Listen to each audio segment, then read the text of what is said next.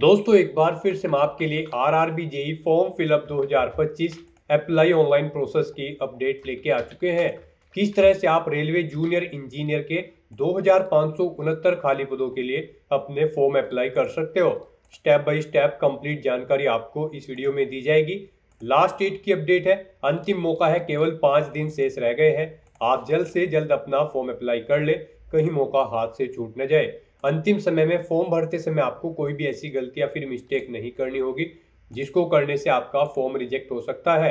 आखिरी समय में फॉर्म अप्लाई करते समय अगर आपके सामने कोई भी टेक्निकल प्रॉब्लम आ रही है तो उसका हल भी आपको इस वीडियो में मिल जाएगा।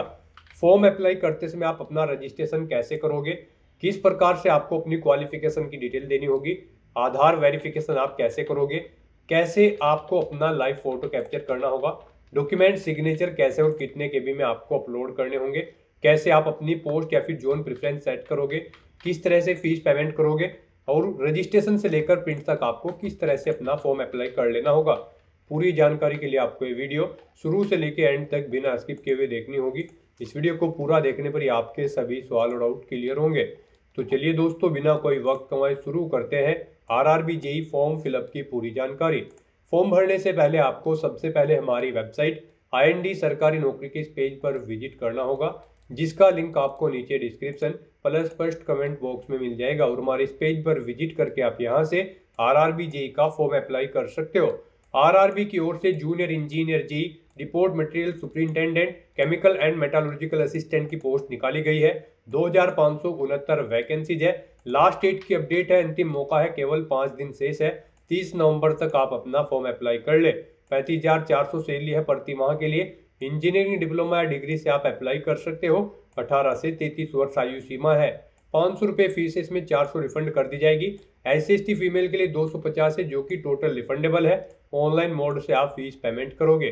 Computer based test CBT, document verification, medical examination के आधार पर आपका सिलेक्शन होगा। ऑनलाइन आप ऑल इंडिया से अप्लाई कर सकते हो। indianrailways.gov.in इसकी ऑफिशियल वेबसाइट है। इंपोर्टेंट लिंक सेक्शन के अंतर्गत इंग्लिश नोटिफिकेशन PDF लिंक पर क्लिक करके आप इसकी इंग्लिश की PDF डाउनलोड कर सकते हो और हिंदी नोटिफिकेशन PDF लिंक पर क्लिक करके आप इसकी हिंदी की PDF डाउनलोड कर सकते हो, जिसमें आपको कंप्लीट एलिजिबिलिटी क्राइटेरिया की डिटेल यहाँ पर देखने को मिल जाएगी। उसके बाद में एग्जामिनेशन पैटर्न सिलेबस आपको यहाँ पर दिया गया है। फॉर्म अप्लाई के लिए गाइडलाइंस आपको दिखाई गई है और यहाँ पर आपको पोस्ट वाइज क्वालिफिकेशन की जानकारी दे दी गई है और जोन वाइज भी कंप्लीट वैकेंसीज की इंफॉर्मेशन आपको इसी PDF में देखने को मिल जाएगी। तो फॉर्म अप्लाई करने से पहले आपको नोटिफिकेशन की PDF हिंदी या फिर इंग्लिश में पूरा पढ़ना अनिवार्य है। इसको पूरा पढ़ने से आपके सभी सवाल और डाउट क्लियर होंगे। PDF रीड आउट करने के बाद में आपको अप्लाई ऑनलाइन के इस लिंक पर क्लिक करना होगा, तो आपके सामने ऑनलाइन आवेदन करने का ये ऑफिशियल पोर्टल ओपन हो जाएगा। गाइस, यहाँ पर अगर आपने इस पोर्टल के थ्रू पहले भी रेलवे की किसी भर्ती के लिए अप्लाई कर रखा है तो आपने यहाँ पर अपना अकाउंट क्रिएट कर रखा होगा। तो यहाँ पर बस अब आपको लॉगिन करना है। लॉगिन की स्टेप पर क्लिक करते हुए और अपना फॉर्म अप्लाई करना है। लॉगिन की स्टेप पर आप जब क्लिक करेंगे आपके सामने लॉगिन करने के लिए 2 ऑप्शन शो होंगे।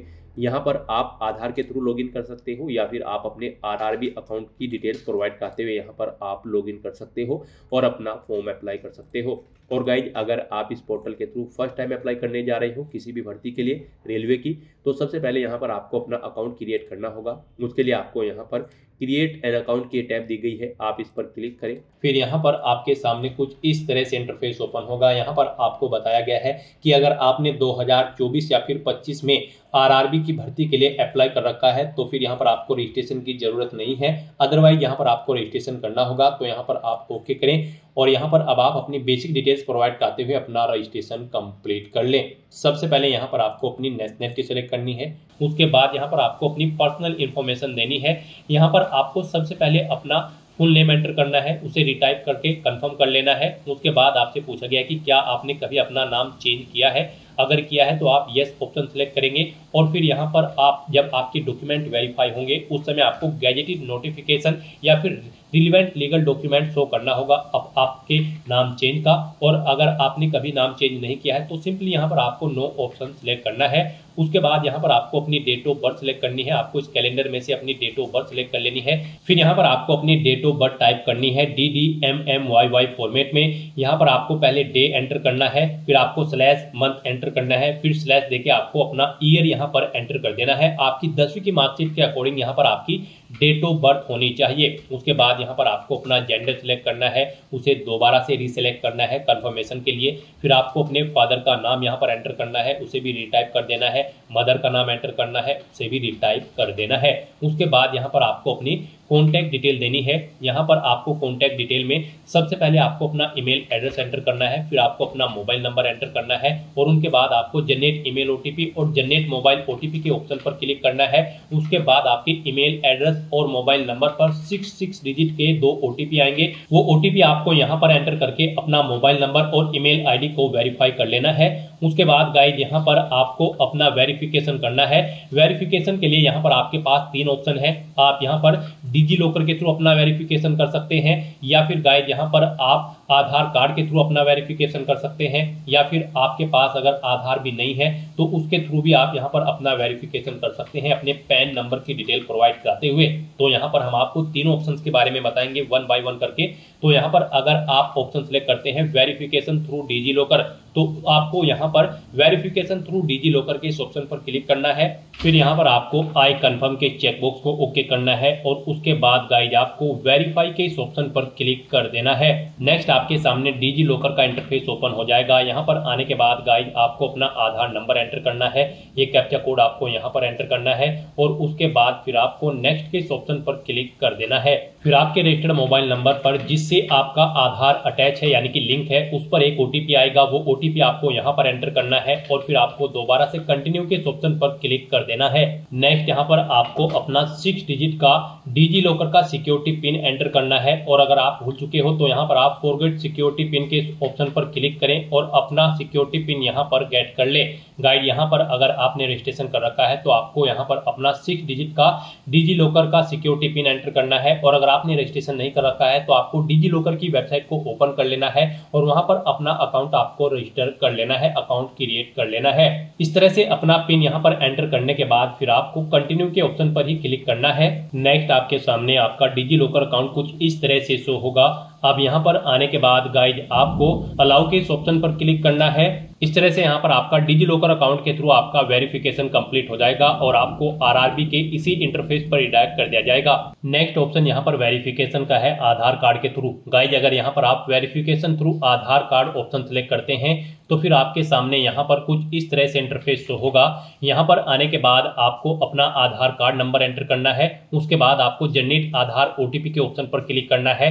आपके मोबाइल नंबर पर जिससे आपका आधार लिंक है उस पर एक ओटीपी आएगा 6 डिजिट का, वो ओटीपी आपको यहाँ पर एंटर करना है और फिर आपको यहाँ पर वेरीफाई के इस ऑप्शन पर क्लिक करते हुए आपको अपना आधार वेरीफाई कर लेना है। यहाँ पर आपके लिए सबसे बेस्ट ऑप्शन आधार कार्ड का ही रहेगा क्योंकि यहाँ पर आगे भी आपको आपके आधार की जरूरत पड़ेगी एग्जाम टाइम के दौरान, वहां पर भी आपको अपना आधार कार्ड शो करना होगा। तो यहाँ पर हम आपको सजेस्ट करेंगे आप यहाँ पर अपना वेरिफिकेशन आधार के थ्रू कर ले, ये आपके लिए सबसे बेस्ट ऑप्शन है। आरआरबी की भर्ती में यहाँ पर आधार मस्ट कर दिया गया है। तो यहाँ पर अब उसके बाद एक और ऑप्शन है, अगर आप करना चाहे तो यहाँ पर आपका थर्ड ऑप्शन है I do not have Aadhaar card. आपको इस ऑप्शन पर क्लिक करना है। उसके बाद गाइड आपके सामने कुछ ये पॉपअप शो होगा। यहाँ पर आपको दोबारा से I do not have Aadhaar card के ऑप्शन पर क्लिक करना है। उसके बाद यहाँ पर आपके सामने कुछ इस तरह से इंटरफेस शो होगा।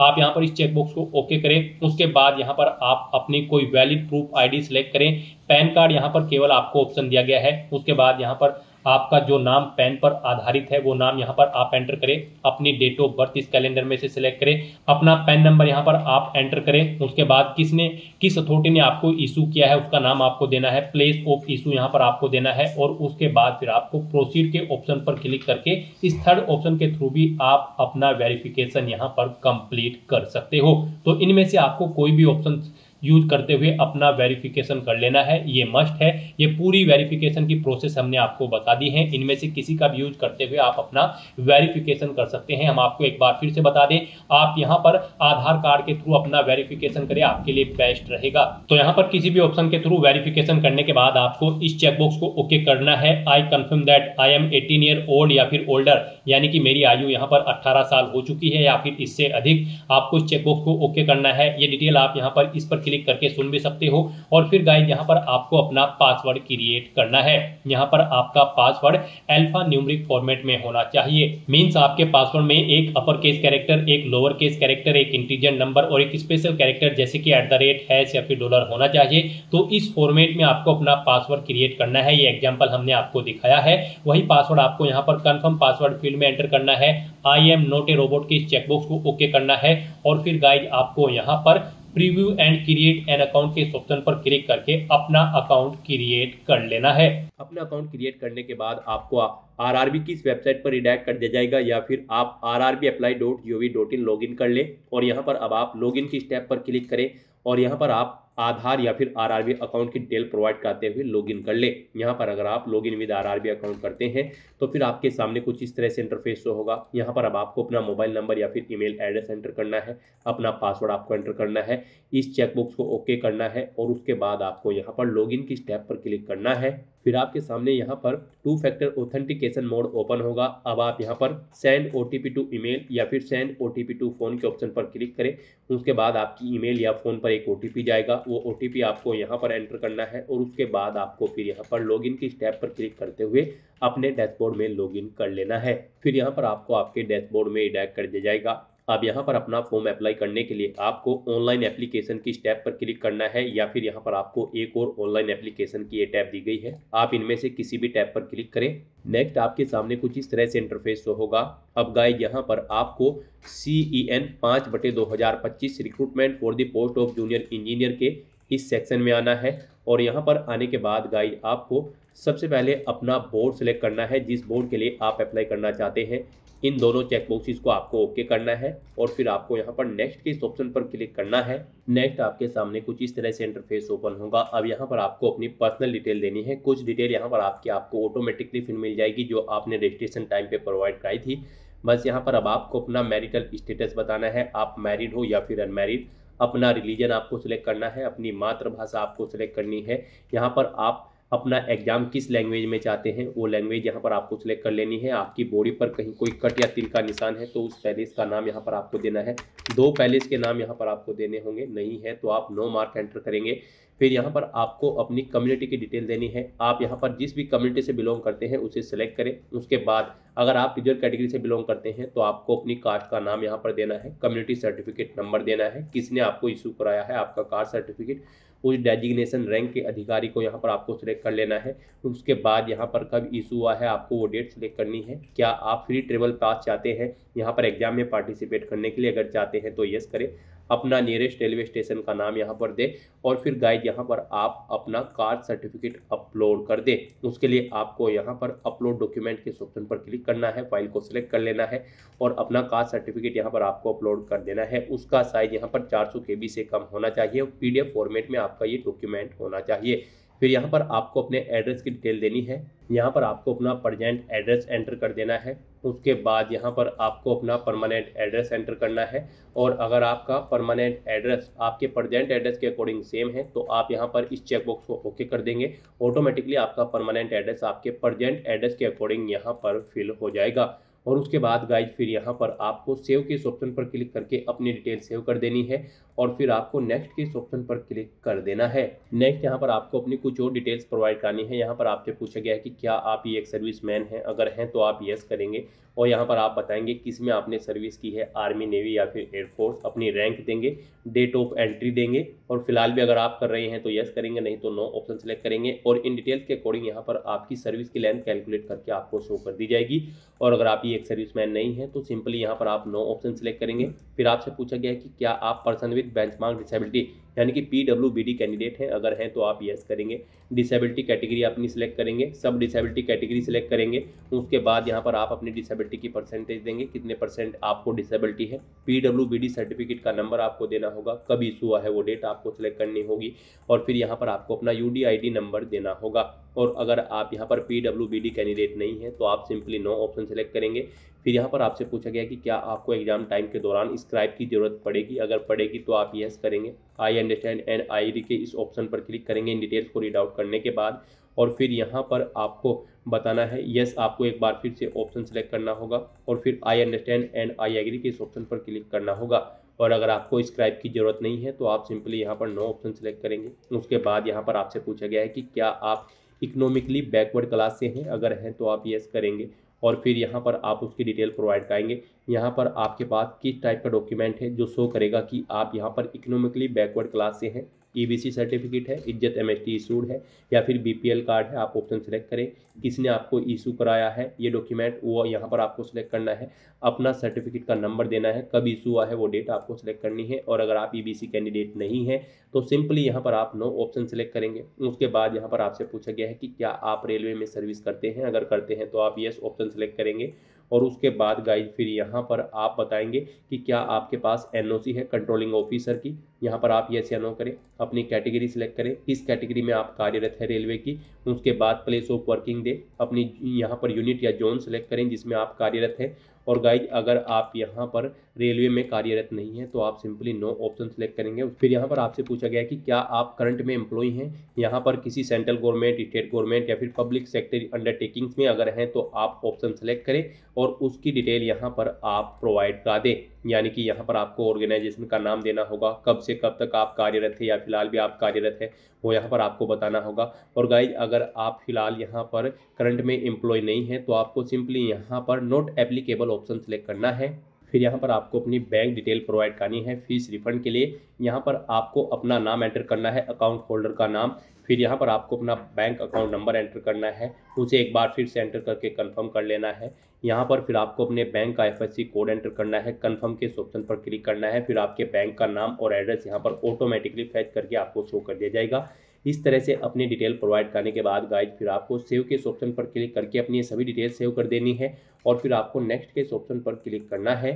नेक्स्ट यहाँ पर आपको अपनी एजुकेशनल क्वालिफिकेशन की डिटेल प्रोवाइड करनी है। सबसे पहले यहाँ पर आपको अपनी 10वीं क्लास की डिटेल प्रोवाइड करनी होगी। इस भर्ती में पार्टिसिपेट करने के लिए आपके पास इंजीनियरिंग डिग्री या फिर डिप्लोमा होना रिक्वायर्ड है। तो यहाँ पर सबसे पहले आप 10वीं क्लास की डिटेल प्रोवाइड करें।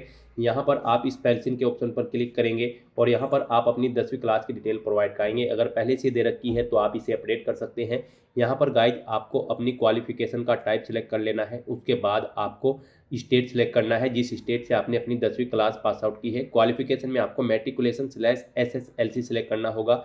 फिर यहाँ पर आपको अपना डिस्ट्रिक्ट सेलेक्ट करना है, बोर्ड का नाम देना है जिस बोर्ड से आपने अपनी 10वीं क्लास पास आउट की है। पासिंग डेट आपको इस कैलेंडर के ऑप्शन पर क्लिक करके सिलेक्ट कर लेनी है, कब आपने अपनी 10वीं क्लास पास आउट की है। 10वीं का रोल नंबर यहाँ पर आपको अपना एंटर करना है, और अपने सर्टिफिकेट का सीरियल नंबर भी यहाँ पर आपको 10वीं के एंटर कर देना है। और उसके बाद फिर आपको यहाँ पर अपडेट के इस ऑप्शन पर क्लिक करके अपनी डिटेल यहाँ पर अपडेट कर देनी है। फर्स्ट टाइम दे रहे हो तो फिर यहाँ पर आपको ऐड का ऑप्शन मिलेगा, आप अपनी 10वीं की क्लास की डिटेल यहाँ पर ऐड कर दें। और उसके बाद फिर गाइज यहाँ पर आपको अपनी डिग्री या फिर डिप्लोमा की डिटेल प्रोवाइड करनी है। यहाँ पर आपने डिग्री कर रखी है इंजीनियरिंग की, या फिर बैचलर ऑफ साइंस की आपके पास डिग्री है, या फिर आपके पास 3 साल का डिप्लोमा है इंजीनियरिंग का। आप अपने अकॉर्डिंग ऑप्शन सेलेक्ट करेंगे और उसकी डिटेल प्रोवाइड कराएंगे। जैसा कि हम आपको ऑलरेडी बता चुके हैं, इस भर्ती में पार्टिसिपेट करने के लिए, जेई की इस पोस्ट पर अप्लाई करने के लिए आपके पास इंजीनियरिंग की डिग्री या फिर डिप्लोमा होना जरूरी है। तो यहाँ पर आप अपने अकॉर्डिंग ऑप्शन सेलेक्ट करें। मान लीजिए अगर आपके पास इंजीनियरिंग की डिग्री है तो आप degree in engineering option select करेंगे। उसके बाद यहाँ पर आप डिसिप्लिन सेलेक्ट करेंगे, जिस डिसिप्लिन के अंतर्गत आपके पास यहाँ पर इंजीनियरिंग की डिग्री है। उसके बाद यहाँ पर आपको कोर्स का नाम देना होगा जो कि आपके सर्टिफिकेट पर है। फिर यहाँ पर आपको अपना स्टेट सेलेक्ट करना होगा, जिस स्टेट से आपने अपनी इंजीनियरिंग डिग्री की है। डिस्ट्रिक्ट सेलेक्ट करना है उसका। फिर यहाँ पर आपको यूनिवर्सिटी का नाम देना है, जिस यूनिवर्सिटी से आपने अपनी ये डिग्री पास आउट की है। फिर आपको पासिंग डेट यहाँ पर सिलेक्ट कर लेनी है अपनी डिग्री या फिर डिप्लोमा की, जब आपने पास आउट की है। अपनी परसेंटेज यहाँ पर आपको एंटर करनी है, कितने परसेंट मार्क्स आपने इसमें ऑब्टेन किए हैं। इस तरह से अपने डिटेल प्रोवाइड करने के बाद फिर आपको ऐड के इस ऑप्शन पर क्लिक करके अपनी डिटेल ऐड कर देनी है। और फिर गाइस यहाँ पर आपको अपनी डिटेल सेव करते हुए नेक्स्ट के ऑप्शन पर क्लिक करना है। नेक्स्ट यहाँ पर आपको अपना फोटो और सिग्नेचर अपलोड करने हैं। यहाँ पर आपको फोटो कैप्चर करने के लिए 2 ऑप्शन दिए गए हैं। आप यहाँ पर डायरेक्टली कैप्चर लाइव इमेज के ऑप्शन पर क्लिक करें, अपने वेब कैमरा के थ्रू अपना लाइव फोटो कैप्चर कर लें, या फिर आप यहाँ पर capture live image from mobile के इस ऑप्शन पर क्लिक करें। आपके सामने यहाँ पर एक QR कोड शो होगा। इस QR कोड को आप अपने मोबाइल फोन से स्कैन करें। अपने मोबाइल फोन में आपने जो भी यहाँ पर QR कोड स्कैनर इंस्टॉल किया हुआ है उसके थ्रू आप इसे स्कैन करें। उसके बाद आपके मोबाइल फोन में आपको अपना RRB का अकाउंट लॉगिन करना होगा। अपने लॉगिन की डिटेल प्रोवाइड करते हुए आपको अपने डैशबोर्ड में लॉगिन कर लेना है और फिर वहां से आपको अपना फोटो लाइव कैप्चर करना है। फोटो कैप्चर करते समय आपको अपना फेस सर्कल में प्रॉपर वे में लाना है और अपनी आंखों को 2 या 3 बार ब्लिंक करना है। उसके बाद यहाँ पर आपका लाइव फोटो कैप्चर हो जाएगा आपके मोबाइल फोन से। यहाँ पर फोटो कैप्चर करते समय आपको कुछ जनरल इंस्ट्रक्शंस दिए गए हैं, आपको इन्हें रीड आउट कर लेना है। फोटो कैप्चर करते समय आपको सफेद कपड़े नहीं पहनने हैं और जिस स्थान पर आप अपना फोटो कैप्चर करेंगे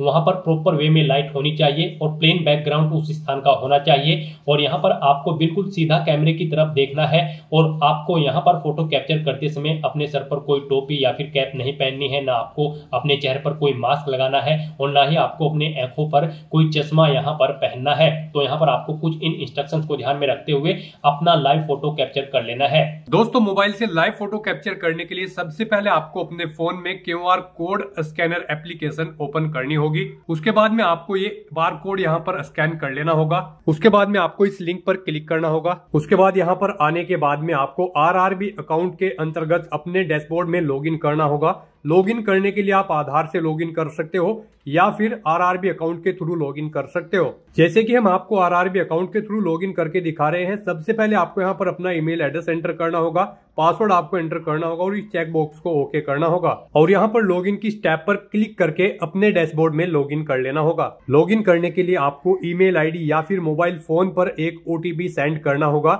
उसके लिए आपको यहाँ पर इस लिंक पर क्लिक करना होगा। OTP एंटर करने के बाद में आपको लॉगिन की स्टेप पर क्लिक करना होगा। लॉगिन करने के बाद में आपके सामने कुछ इस तरह से इंटरफेस ओपन हो जाएगा। यहाँ पर आकर आपको इस पेज को स्क्रॉल डाउन करना होगा और यहाँ पर आप देख सकते हो capture live image. Live photo capture करने के लिए आपको इस टैब पर क्लिक करना होगा और अपना लाइव फोटो कैप्चर कर लेना होगा। फोटो कैप्चर करने के लिए आपको अपना फेस इस सर्कल के अंतर्गत लाना होगा और अपनी आंखों को यहाँ पर ब्लिंक करना होगा वेरिफिकेशन के लिए और उसके बाद में कैप्चर के इस टैब पर क्लिक करके अपना लाइव फोटो कैप्चर कर लेना होगा। तो इस तरह से आपका लाइव फोटो कैप्चर हो जाएगा और उसके बाद में आपको सेव की टैब पर क्लिक करके अपना लाइव फोटो जो आपने कैप्चर किया है उसको सेव कर देना होगा। उसके बाद गाइस यहाँ पर आपको अपने सिग्नेचर अपलोड करने हैं। सिग्नेचर यहाँ पर आपके JPG या फिर JPEG फॉर्मेट में होने चाहिए। सिग्नेचर की विड्थ आपकी 140 पिक्सल होनी चाहिए, हाइट 60 पिक्सल होनी चाहिए। सिग्नेचर यहाँ पर आपको एक ब्लैंक इंक पेन से व्हाइट पेपर पर करने हैं। यहाँ पर आपको एक बॉक्स क्रिएट करना है जिसकी विड्थ 140 पिक्सल होनी चाहिए और हाइट उसकी 60 पिक्सल होनी चाहिए। उसमें आपको अपने सिग्नेचर यहाँ पर करके अपलोड करने हैं। साइज आपके सिग्नेचर की फाइल का 30 KB से 49 KB के बीच में होना चाहिए और अगर आप अपने सिग्नेचर का साइज कम या ज्यादा करना चाहते हैं तो आप गूगल पर जाएं, इमेज रिसाइज टाइप करें, मल्टीपल ऑनलाइन वेबसाइट ओपन होंगी, उनमें से कोई भी वेबसाइट ओपन करें, वहां पर आप अपने सिग्नेचर की फाइल को अपलोड करें और अपनी नीड के अकॉर्डिंग आप उसका साइज सेट करके फिर उसे वहां से डाउनलोड करके अपलोड कर दें। तो यहाँ पर आपको ब्राउज के ऑप्शन पर क्लिक करना है, फाइल को सिलेक्ट कर लेना है और अपने सिग्नेचर की फाइल को यहाँ पर अपलोड कर देना है।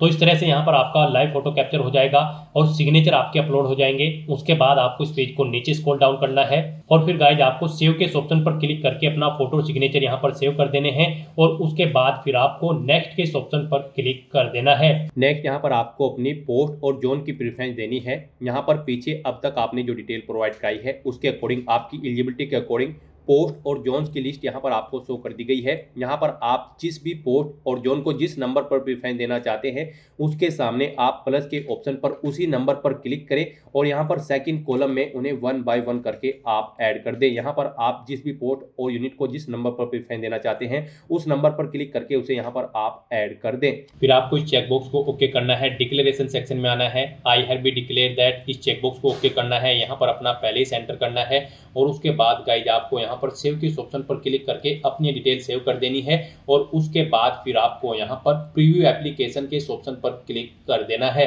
फिर यहाँ पर आपको आपके एप्लीकेशन फॉर्म का पूरा प्रीव्यू शो कर दिया गया है। आपको सभी डिटेल्स केयरफुली चेकआउट करनी है, पेज को नीचे स्क्रॉल डाउन करना है, इस चेकबॉक्स को ओके करना है। कहीं पर कोई मिस्टेक है तो आप एडिट के ऑप्शन पर क्लिक करके एडिट कर सकते हैं, नहीं तो यहाँ पर बस गाइड अब आपको सबमिट के इस ऑप्शन पर क्लिक कर देना है। नेक्स्ट यहाँ पर आपको अपना फीस पेमेंट करना है। यहाँ पर आपको आपकी कैटेगरी के अकॉर्डिंग एप्लीकेशन फीस का अमाउंट शो कर दिया जाएगा। रिजर्व कैटेगरी कैंडिडेट के लिए यहाँ पर 250 रुपये फीस है और अनरिजर्व कैटेगरी कैंडिडेट के लिए 500 रुपये फीस है।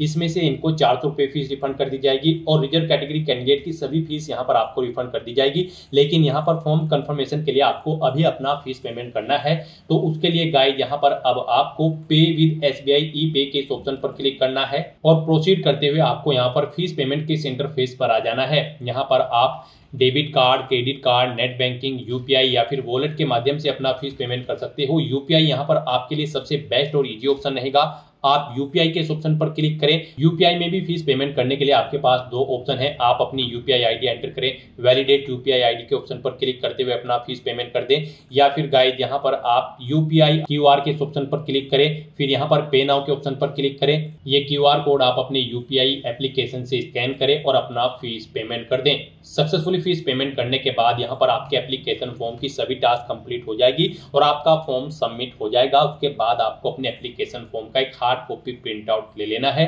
फ्यूचर यूज के लिए, फ्यूचर रेफरेंस के लिए, और फिर आप अपने डैशबोर्ड में भी जाकर चेकआउट कर सकते हो कि आपका फॉर्म सक्सेसफुली सबमिट हो चुका है या फिर नहीं। तो दोस्तों ऐसे आप RRB JEE की इस भर्ती के लिए अपने फॉर्म अप्लाई कर सकते हो बिना कोई मिस्टेक किए हुए। आज की इस वीडियो में बस इतना ही। आई होप ये वीडियो आपको पसंद आई होगी। अगर पसंद आई हो तो इसे लाइक और शेयर करें, चैनल पर नए हो तो इसे सब्सक्राइब कर लें। Thanks for watching.